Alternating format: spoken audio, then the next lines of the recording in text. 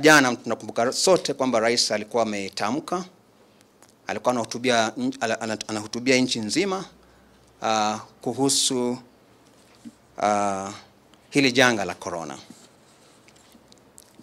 Na tamko lake ni kwamba alikuwa ameweka si vikwazo tu, lakini alikuwa ameongeza sheria za kuzuia usafiri katika counties fulani. Hizo counties zilikuwa ni counties 5 ambazo ni counties za Nakuru, counties za Kiambu, Nairobi, Machakos na Kajiado.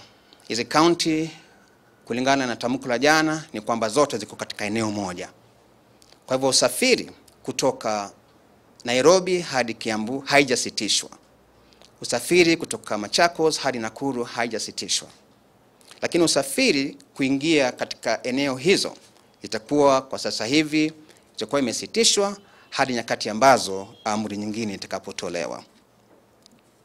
Tunafahamu pia kwa kuna baadhi ya wenzetu ambao kwa njia moja au nyingine walikuwa wamefungiwa wakiwa katika eneo hili la hizo counties 5 ama katika nje ya hizo eneo ile, wanafanya kazi hapa ama wanafanya kazi kule.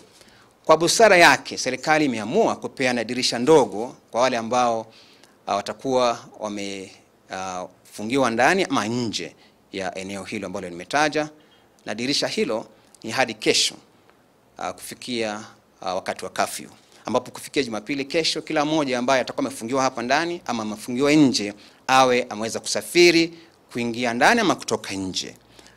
Mbele ya hapo basi hautaweza kutoka wala kuingia ndani. Pia tunafahamu kwamba kuna wanafunzi ambao wanafanya mtihani ama ambao